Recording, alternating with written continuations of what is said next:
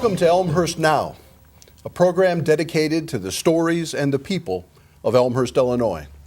I'm Ken Bartels, your co-host, along with Elmhurst Mayor Pete DeCiani. And Pete, we have two distinguished city center businessmen with us today, Willis Johnson of Tivoli Enterprises and Frank Catalano of Catalano and Associates. And gentlemen, welcome to Elmhurst Now. I'd like to start out with the first question of our time together this evening, and that is the Elmhurst City Center. For the term, the name, the concept, for the average Elmhurst citizen, some decade plus into the concept, can you both sort of explain what the Elmhurst City Center is to the average citizen out there watching? Willis, you want to try?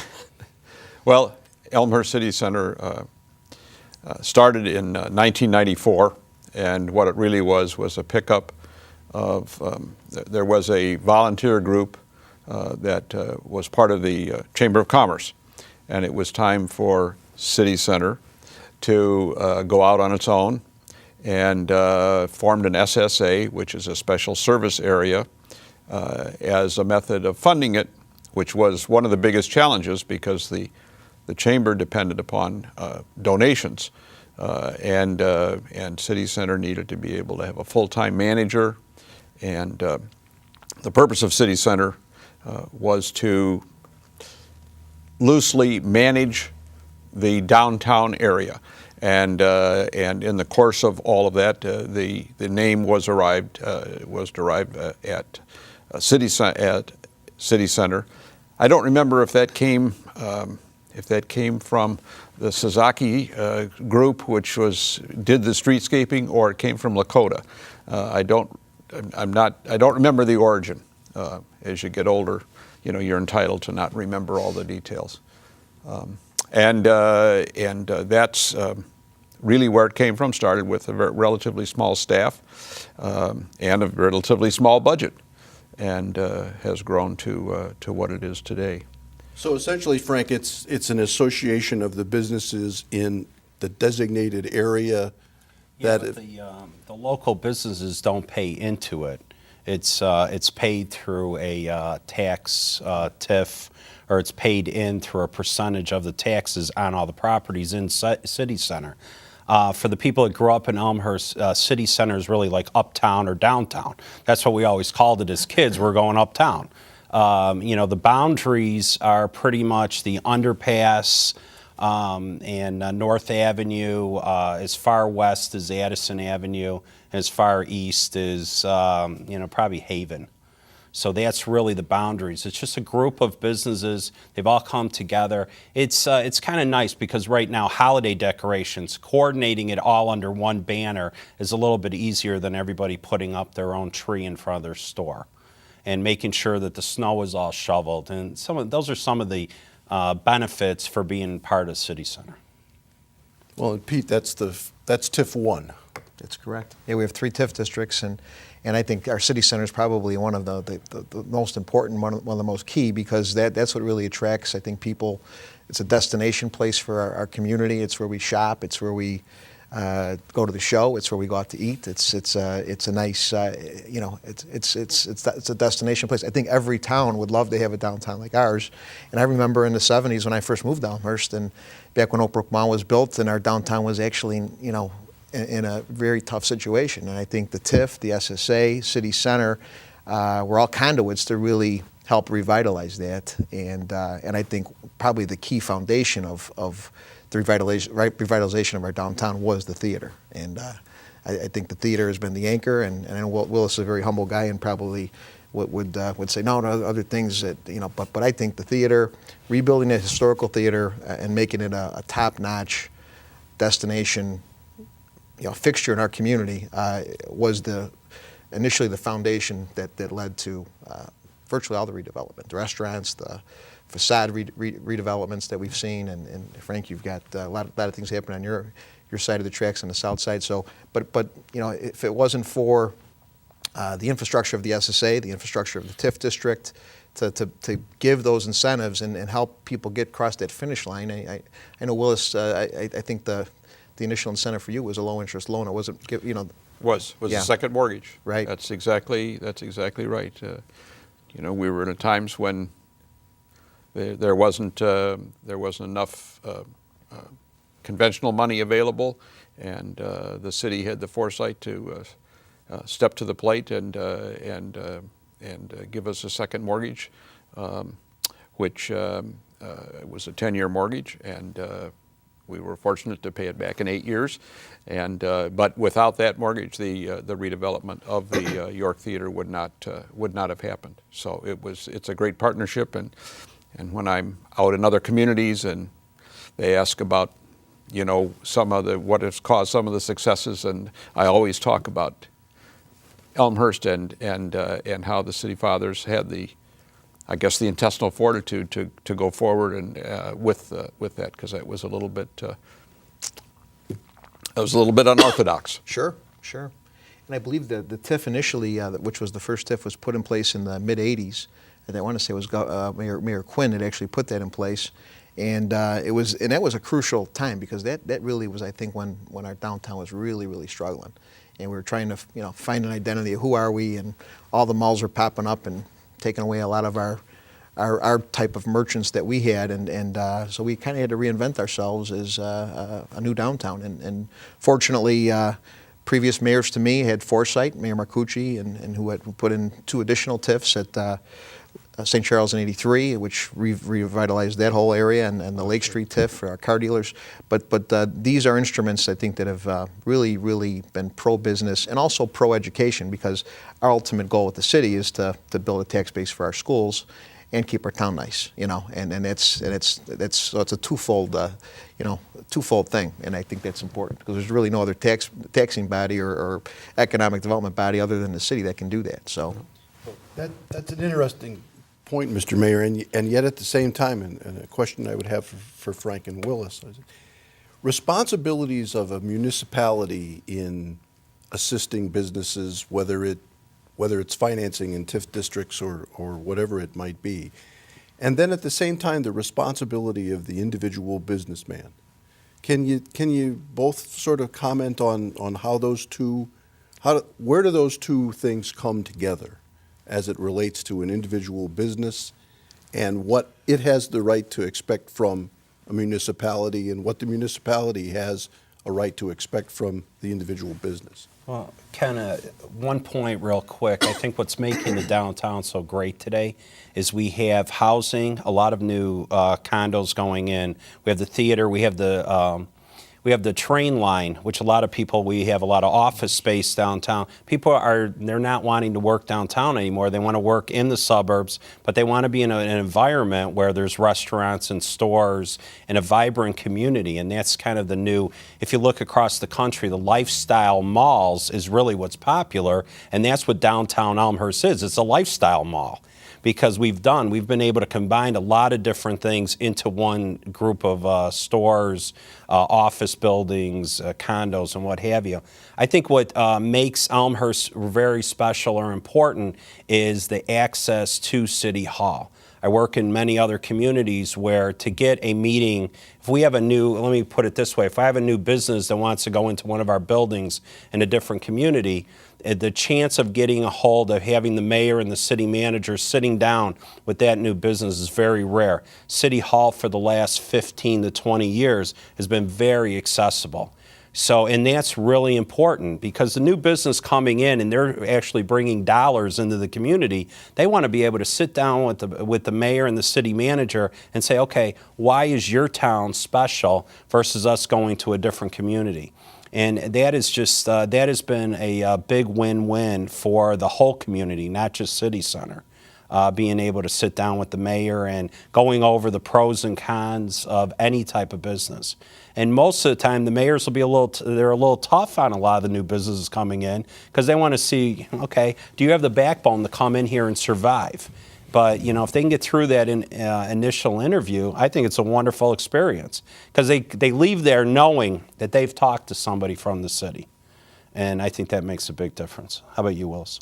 Yeah, I think that, it's a case of working together. And one thing, Elmhurst has certain standards that they want to meet, but they also recognize that we are certainly an older community, have a lot of older buildings, and there needs to be flexibility. You certainly do not want to compromise, health and safety, but also you can't sit there and go, follow, I guess, codes.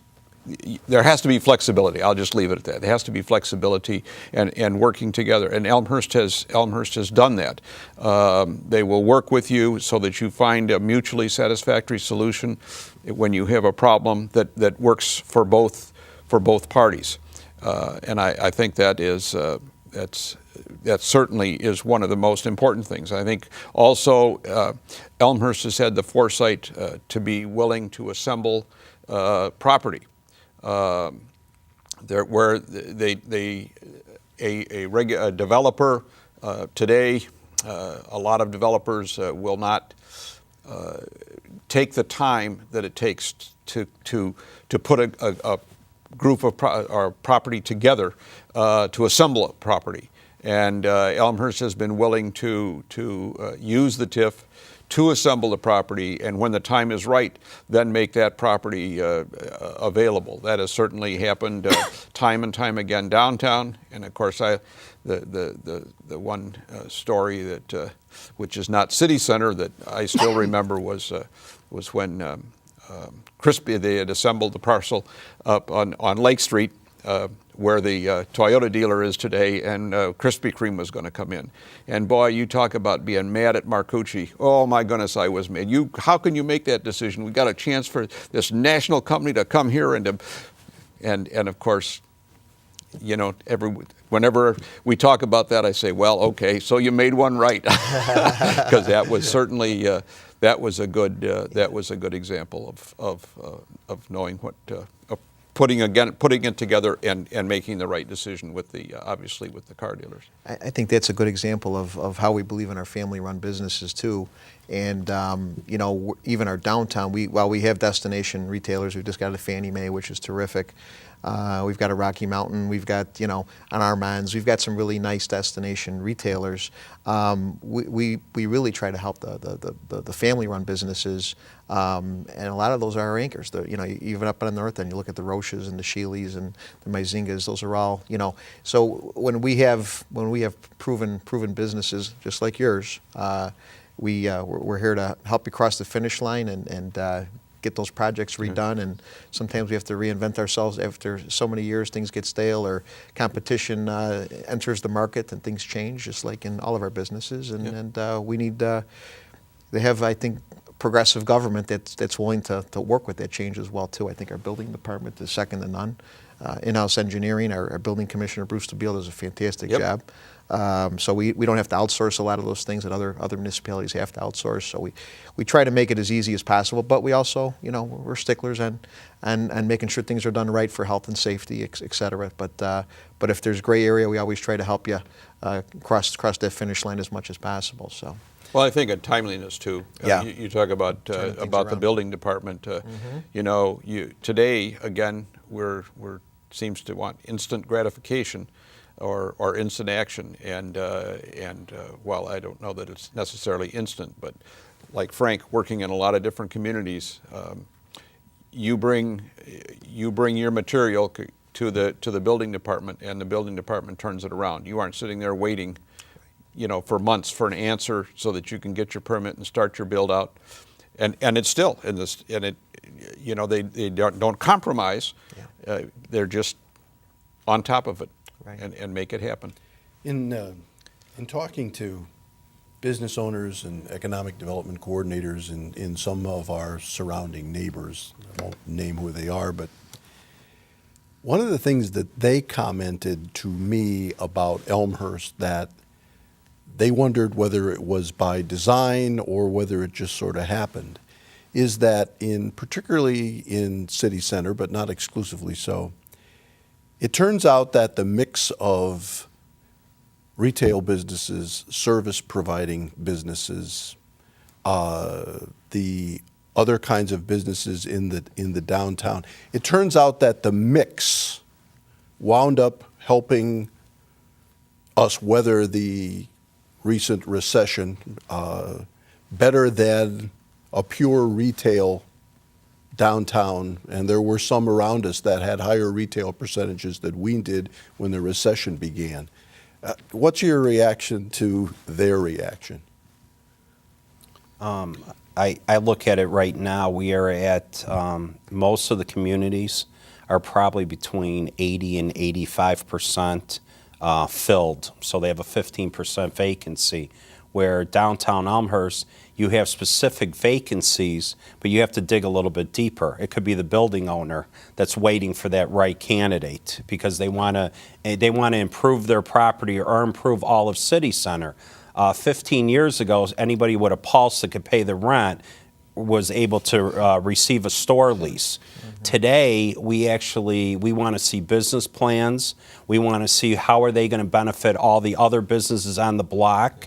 How are they going to interact? How are they going to increase business for everybody? It's a whole different mindset than when we started purchasing properties in downtown many years ago. Was, hey, you could pay the rent, great. That's all we really needed to do. So I think that's it's a little different feel. Right now, I know we're at probably 98, 99% filled. And when I do have a vacancy, I was telling Willis earlier, we have multiple people that are looking now for that storefront, where before it was 6 months to try to get a candidate, which is really kind of a nice feeling right now. And it's going to help improve the whole quality of the downtown. And it's kind of been the overall vision from 15 years ago to continue to improve it. I remember the first time I heard Willis say, we need to look for good candidates and good tenants. And I said, there's no way. We just need to get tenants in here. And all of a sudden, now I'm like the biggest proponent of that. You really need to look and work and make sure you have the right people in these places. So, I don't know, Willis? I think that hits the nail on the head. You have to, I think we've been lucky. We've certainly had some nationals, we've had some regionals, but we've also got great local tenants as well. And you have to be willing to, in the long run, a property owner will benefit by waiting for the right tenant. Not that there was anything wrong, but I still think about after acquiring the one building and where Starbucks is today, and that was a used furniture store. And it was a very nice used furniture store. It was very neat, had good, had great furniture in it. Good used furniture. Yes, it did. Yes, it did. It just that 40 feet of glass on 2nd Street and 20 feet of glass on York Road just cried out for maybe something a little bit more than used furniture. So worked with the tenant and created some inducements that for them to relocate, and that allowed us to put in something like, Starbucks, which is still there today, and it's one of the higher grossing stores that they have. But I think that Frank is right. You have to look at what the potential is, and not just I'm going to miss a month's rent if I don't rent it to somebody. And maybe you missed a month's rent, or I think I want to say Rocky Mountain sat vacant for a year and a half and I certainly had people interested, but it was just you want a retail. If you're going to have retail, you want a retail environment, retail or food. You want traffic. That's what you want. Right. And I think and of course the overall, today, downtowns are basically dining and entertainment, and of course, we've done very well. We have some, just really great restaurants and entertainment spots in Elmhurst, and that brings people. And You've really, I think, been very selective, and I applaud you for that. And you've put a nice mix of retailers, which actually, really complement each other in your location by the theater. And Frank, what you've got going on the South End, I think in the last 6 months has been incredible. You've got, Pines just opened up. I know it's in one of your tenants in the building there, and Charlie's, the old McNally's just reopened. And so I think, we not only had a relatively low vacancy rate, but now we're starting to see those key spots fill again, and with, I think, some pretty good anchors that are attracting people not only from our own community but even from outside. And that's a great spot for us to take our first break. When we come back, I want to talk about City Center, if you will, on the north side of the tracks and City Center on the south side of the tracks, and how the two of you see both the positives and maybe the challenges. This is Elmhurst Now. Mayor DeCiani and I are hosting Frank Catalano Jr. and Willis Johnson in a conversation about Elmhurst City Center, and we'll be right back.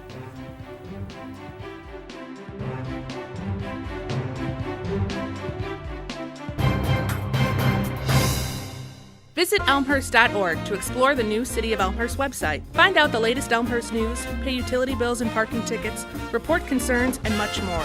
Elmhurst.org is an ideal way to discover what Elmhurst offers your business, your family, your life. The Elmhurst Historical Museum, located in downtown Elmhurst, is proud to present award-winning exhibits for visitors of all ages. Our Adult Tea Time Talk series, family programs, and special events make learning about history interesting and fun. Admission is free, and on-site parking is available. Visit the Elmhurst Historical Museum soon. Call us today, or go to our website for the latest program details.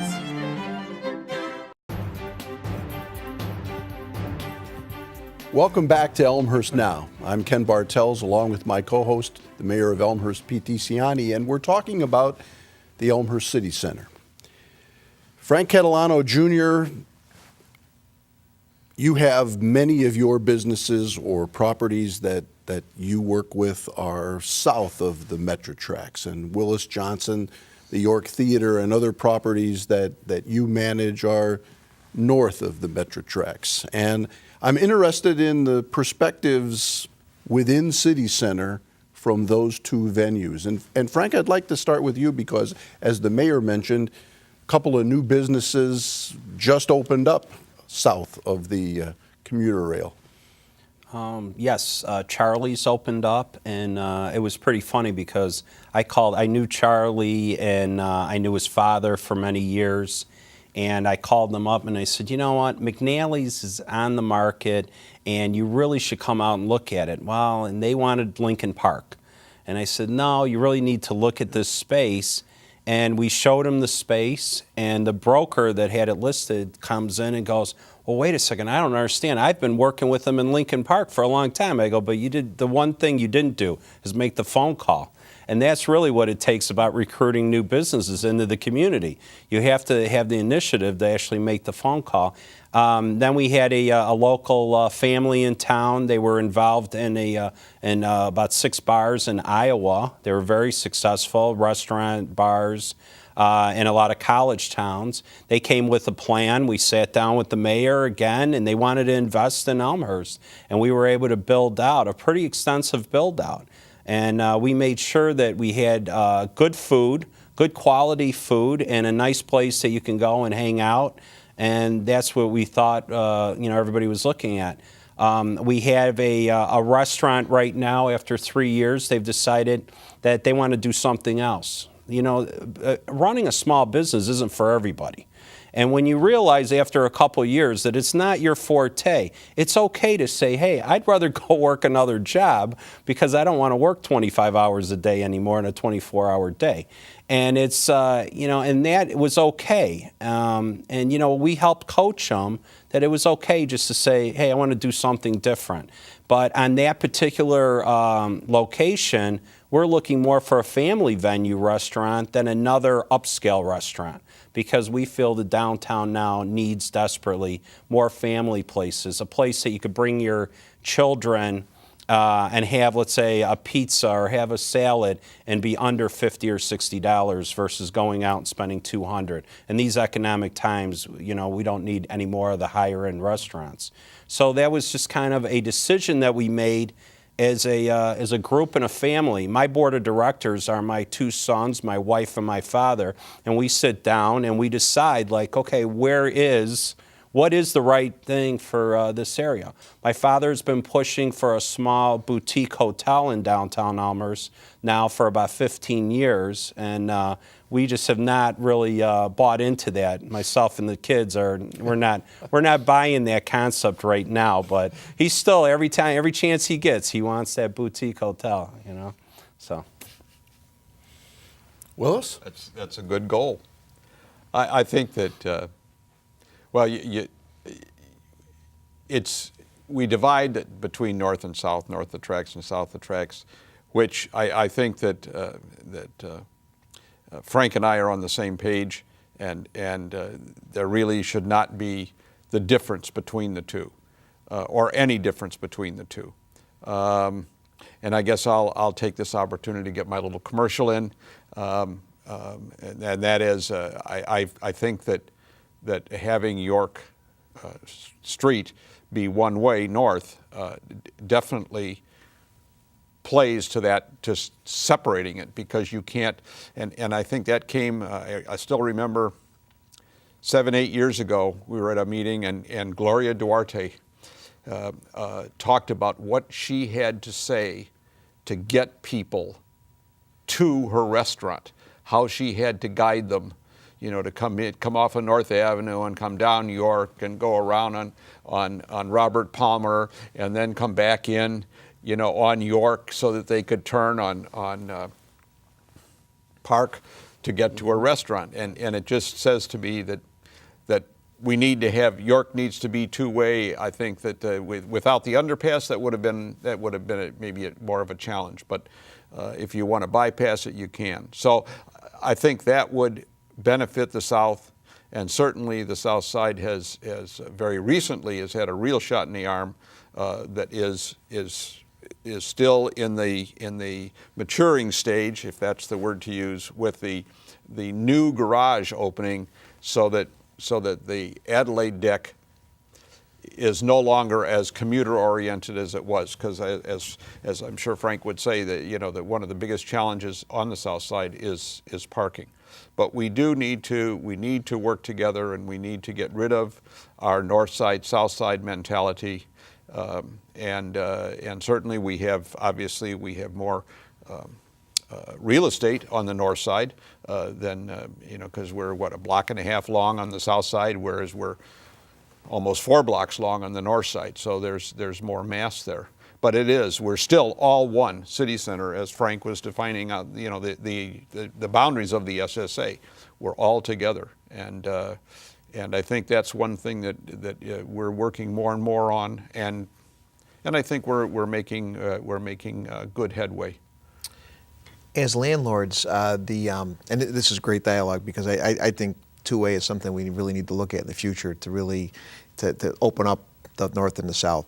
So as the second half of my first term, it's, I think, something that I'm going to be looking into. We got a new city manager coming on in June, and we're going to be really trying to, hire somebody that's got a pro development, mindset, et cetera. So I think these will be big issues. But the incentives that we offer in our downtown, the $10,000 grant program, and the $50,000 infrastructure facade program, how have those been pretty beneficial to help your situation with getting candidates and helping those tenants, entice them to come in and for me, it certainly has. I mean, the tenants have absolutely taken advantage of them, and it has made a definite difference.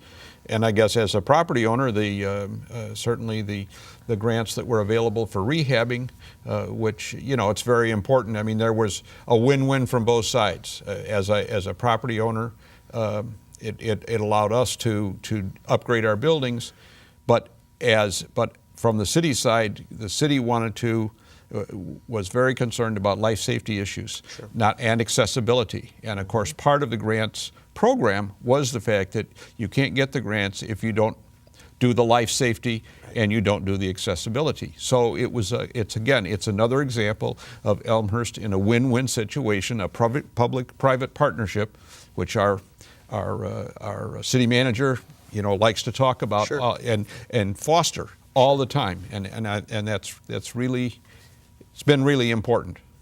Tom Borchard's been a pro, and I'm Yep. going to miss him come June. And, Yep. Public-private, we talked about the city having vision and assembling, and I think what you're seeing, what we're doing with the parking is a great example of how public and private can work out extremely well. The first street deck, which was just finished and opened, and I think almost looks like a condo building. It's built in an Elmhurst style, you know. It fits the neighborhood. The residents are actually happy, and initially they had some concerns. We sat down with them. We try to get as much buy-in from both the businesses and the residents as possible. And the end result is we've solved a problem there. We're going to hopefully solve another problem on Addison Street with a deck that'll be going up there hopefully in the near future, and that'll again be done Elmhurst style. Collaborative, and hopefully we can even take advantage there of even some more space, because I think the height ability, we might have a little bit more height ability there because there's not much residential around it. So, Well, Pete, when you talk, you asked before about the $50,000 grant, for example. You have an individual building that has been around since 1920. And it needs sprinklers, it needs new pipes, it needs all new plumbing, all new electrical. So for that property owner in that 3,000 square foot building to spend almost $100,000 to do that, it's tough. But with the city going, hey, you spend 50, we'll spend 50. Now the next guy that's coming in, the new, let's call it a restaurant or let's call it a retail establishment, they might spend up to $500,000 of economic benefit because they're hiring all local tradesmen to go in there, and that's all money that stays in the community. From that original $50,000, you could have it in. The other thing, they might have like an office in there that's paying zero retail tax versus putting in a $7 or $8 or $1 million worth of sales, which is all retail tax going back in. But it's very difficult to tell that building owner, hey, why don't you convert over, because the rent in the first couple years aren't going to be much more than their office rent. But if they look at it long term, it's going to be a huge win-win for them all the way around. And, Elmhurst right now, you mentioned Bruce DeBeal earlier. We were just building out a storefront, and he said, we're taxed right now. And I said, why? He goes, we have $650 million worth of projects going on in Elmhurst today. And I said, what do you mean 600? He goes, well, the hospital alone is $500 million of economic development. And how many communities in the western suburbs could say that they have $650 million worth of building projects going on? And that's a huge benefit that the city's been able to get through all that. And they haven't brought on more staff, and I mean, it's a credit to the people that are in those departments. sure, absolutely. As businessmen and as landlords, how does the economy, the local economy, feel to both of you? I mean, following up on that statement of robust $650 million of economic development activity, but how does it feel? What are your tenants telling you? What's your inside business sense telling you? Things are challenging. You don't really hear anything from the nationals. They just sit there and do their business, and with not a lot of local input. But it's been challenging for for the smaller people. There has been a slowdown. Now, I think Elmhurst has been very fortunate. It hasn't slowed as much as a lot of other places. But you certainly we have not lost any tenants, which I think when you figure that we have 5 ladies' clothing stores in the mix. That speaks, pretty well about where things are. But I think they are challenging at this time, and we just hope that. And you try to, when someone has some challenges, you try to work with them, and because again, you want them. It's a lot easier to keep an existing tenant than it is to go out and get a new tenant. And so that's where we are in terms of that perspective. We're spending a lot of time right now with all of our tenants So where when the economy is really good, we don't really spend a lot of time with our tenants. When the economy is bad, we're in their offices, we're in their stores, we're asking them how their sales are doing. Because we are concerned every day. We want to be ahead of the curve. If somebody's in a lot of trouble, I want to know about it before they're even getting into trouble. I don't want to know about it when they're closing their doors. And that's the tough part today. I mean, so we're constantly asking what we could do to help to, increase sales or increase what have you. And we have a lot of office tenants. I probably have about 30 office tenants in downtown Elmhurst. And it's challenging for them. There's no doubt about it. It's challenging, but I have not met one business person that said, oh, I'm having just the best year in the world and I'm just hitting home runs every day. They're all just, everybody's being cautiously optimistic, I guess, right now, because that's the only thing you can be in this economy. You can't be all down on yourself. So. And I think of all the markets that are out there, the office market is the weakest. Fortunately for me in Elmhurst, I don't have any offices. Mine are, everybody that I have is retail. But in Downers Grove, I have a number of office tenants or a number of office spaces.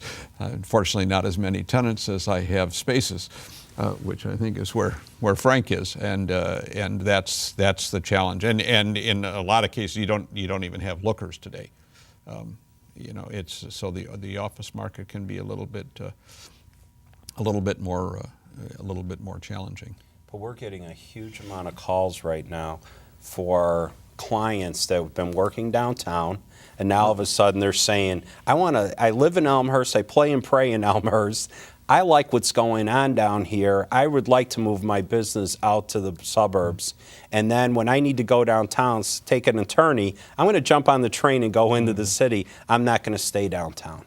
So, I mean, that's really kind of a benefit because they want to be in that downtown area. I think we could actually use a little bit more office space, but a little bit newer office space in the downtown and coming forward. So. We may even have some opportunities with the new deck on Addison Street to possibly even put some office space in there. So those are things we're looking at as well too. We're trying to take advantage of every opportunity we can to really, make, when we redevelop something, really make it right and make it fit and solve multiple problems, whether it's parking related or office related, et cetera. So I think we're going to be as proactive as possible and as progressive as possible with the merchants and with the landlords to make it happen. Well, I think too, we got to, you don't just all of a sudden magically snap your fingers and have a new development. So we've got to look at this. Okay, and of course we don't know the answer, but we hope we do. We hope we at least have an idea. 2 or 3 years out, which is where we really probably are looking at Addison. What's the market going to be like there? Then sure. Now we're going to have more, certainly more people that are interested. And I think that's one of the things that we're with the electronic world that we have today. There isn't, you don't have to be in a certain place geographically to be able to do. You can do business any place. And I think what Frank is saying with some new, they want new modern office. Elevators and accessible and the amenities that go with it, and so we have to look at say, okay, out there a ways, and that's I think one of the things. I'll go back to what I said before about the city using the TIF in some cases to do land assemblage, which of course is what has occurred sure. on Addison. And that's when you have the foresight to do that, then you have the ability to do developments because now you can go to a developer and say, okay, we've got this parcel or these parcels, we've assembled them all, and they're clean and they're ready to go. And there's an opportunity there. As I mentioned earlier about the idea behind TIFs and SSAs, and behind what the city's role is in trying to make our town nice, have a viable downtown that people love to go see, and we attract people from other communities, but also build a tax base for the other taxing bodies. This year we gave out of TIF, I believe it was TIF 2, the Lake Street TIF, we gave almost $500,000 to our school district in surplus. But I think the unique thing in downtown back, I think it was in like 03, 04, there was a carve out done in the downtown. Every redeveloped parcel at its maximum attainable value was given back to the school district, I think to the tune of about 1.2 a year. That's an annuity that the district gets every year. So not only are we doing nice things, great things, you know, working with people like yourself and business owners and landlords, doing passageways that are just beautiful and give a historic feel, and rebuilding our theaters and rebuilding the south end of the tracks, but we're also building a base for the other taxing bodies, which I think is it's a win-win all the way around. And I think that's what people really need to realize, is that it's the whole picture that we're here for, and it's so important, because I got 3 little kids in public schools, and I'm a graduate of York just like you are, Frank, so I think we're all in it for the same reason. Well, and I tell people all the time that may be the Elmhurst advantage, is that the citizens and the businessmen and the governmental leaders, when there's an opportunity to work together, the expectation is that they will work together, right, as opposed to, well, maybe we'll work together. The mindset is to work together, and it's great to start at that positive level as opposed to having to create that. And I think there was a good example of that when you talk about the TIF. You know, that there was concern about people that don't understand TIFs and how they work and the over the long-term benefits. But when the TIF was, you know, the end was in sight, but there was still work to be done, being able to extend this TIF for another 12 years. But yet you have to get all the taxing bodies to buy into that, and Elmhurst got all the taxing bodies to buy into that, and it was a win-win. The city won in that it got the extension and to be able to finish what it needed. The schools got what they needed because they got some of the money, you know, the carve-outs coming, like you said. So it's a public-private partnership. I mean, we're all working together to make it better, and that's the great part about Elmhurst. And on that note, we come to the close of our conversation for the evening. Frank Catalano Jr., Willis Johnson, my co-host Mayor DeCiani. This has been Elmhurst Now, the story of Elmhurst and its people and its citizens and its businesses and its city center. For all of us, happy holidays. This is Elmhurst Now. We'll see you again.